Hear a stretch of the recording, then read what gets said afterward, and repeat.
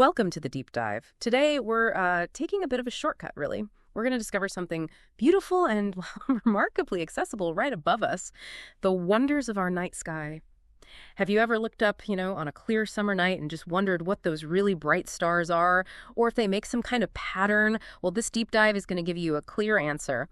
We'll help you spot one of the most famous, most visible stellar patterns out there.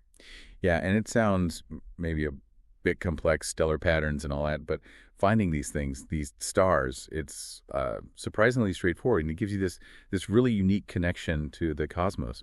Anyone can feel it. Okay, let's unpack this then. Our focus today is the summer triangle. And now, just to be clear, the summer triangle is what astronomers call an asterism. So it's a formation of stars, right? Really noticeable. But, and this is important, it's not actually a constellation itself. It's a pattern made by bright stars from different constellations. But why these three? What makes them stand out together like that? Is it just brightness or? That's a great question.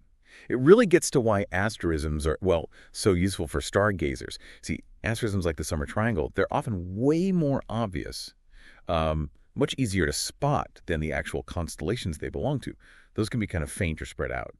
This particular pattern, the triangle, it pops because the three stars making it up are just incredibly bright. Some of the brightest up there, actually, like cosmic streetlights almost. Super easy to pick out. Right. And those three bright stars are Vega, Deneb, and Altair. Exactly. Let's get to know them a bit. They're each pretty fascinating. First up, Deneb.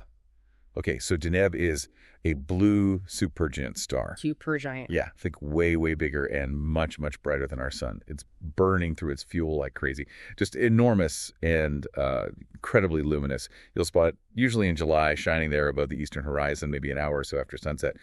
And Deneb, crucially, it forms the tail of the constellation Cygnus. That's the swan. A blue supergiant. Wow, that sounds seriously powerful. Can you give us a sense of how far away that really is? Well, what's really mind-bending is the distance. The light hitting your eye tonight from Deneb. It actually left that star maybe centuries ago, hundreds of years. You're literally looking back in time. And if Deneb were, say, where our sun is, it would outshine it hundreds of thousands of times over. It's that bright. Incredible. Okay, who's next? Then there's Vega. Vega is the brightest star in the constellation Lyra. Lyra, that's usually pictured as a lyre, the musical instrument, small harp. If you find Deneb, look sort of up and to the right. That's Vega. It forms the top point, the apex of the summer triangle. Got it. Deneb, then Vega up to the right. And the third one is Altair. People often say this one's the most dazzling of the three. It really twinkles. You'll find Altair twinkling sort of down and to the lower right of both Vega and Deneb. And it's the main star in the constellation Aquila, the eagle. Okay, right. And this is where it sort of clicks visually, isn't it? You can almost draw it. Picture it. Deneb lowish in the east, Vega up and right, Altair down and right from both. Boom. A huge triangle in the sky, like cosmic connect the dots, makes finding your way around up there feel much less daunting. I remember the first time I really saw it clearly. We were camping, sky was dark. And suddenly seeing those three bright points, it just made the sky feel, organized, like finding a handle you can grab onto. Exactly. It gives you an anchor point. So the big question, when? When is the absolute best time to look for this? Our sources mention the warm nights around July 12th as prime time. And hey, today's July 13th, 2025. So basically right now is perfect. That's right, perfect timing. And what's great about these three stars is they are among the very first lights you see popping out as the sun sets.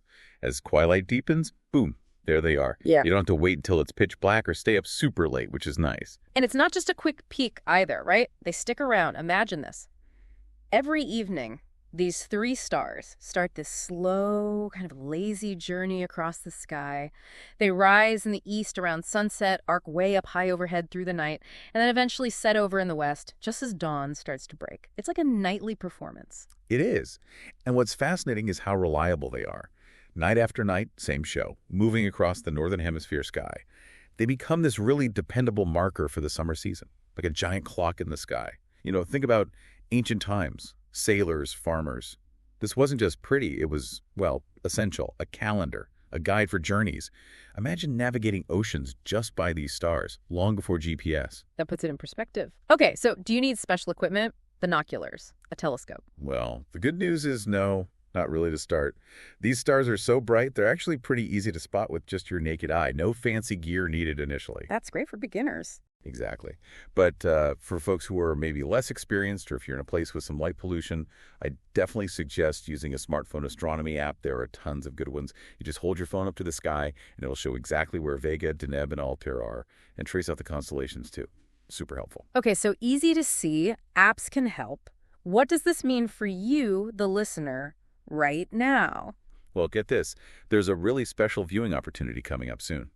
Around the new moon phase on July 24th. That's when the moon is dark, basically invisible from Earth. So its light won't wash out the stars.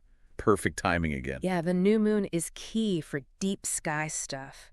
With no moonlight interfering, especially if you can get away from city lights to a dark sky spot, you might even see the Milky Way itself, that bright, hazy band of stars. And guess what? It often looks like it's flowing right through the summer triangle. It's an absolutely spectacular view, really awe-inspiring, which kind of leads to the question, doesn't it? Knowing it's this beautiful, this accessible, what's stopping you from just stepping outside tonight and having a look? Good point. And hey, if you get hooked, if you want to go deeper after finding the triangle, our sources also had tips on that. Guides to good starter telescopes and binoculars, they mentioned. The Celestron Nexstar 4SE, apparently great for beginners. Plus, recommendations for cameras and lenses if you want to try astrophotography, capture those amazing sights. Right. Plenty of ways to level up the hobby if you catch the stargazing bug. Okay, so let's recap the main takeaway here. The summer triangle. It's an asterism, right? Easy to spot. Formed by 3 super bright stars, Vega, Deneb, and Altair.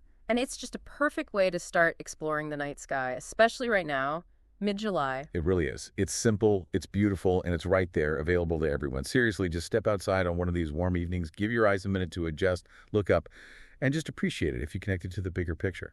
Well, it's a great reminder of how much wonder is just waiting above us. We just need to remember to look up sometimes. And as you do that, here's maybe a final thought to chew on. Think about how these patterns, these easily observable things, like the summer triangle, how they've guided people for thousands of years. For navigation, for farming, for understanding our place in the whole cosmos, these cosmic landmarks have been with us a long, long time. So what can you learn just by looking up and recognizing these ancient, enduring signposts in the sky?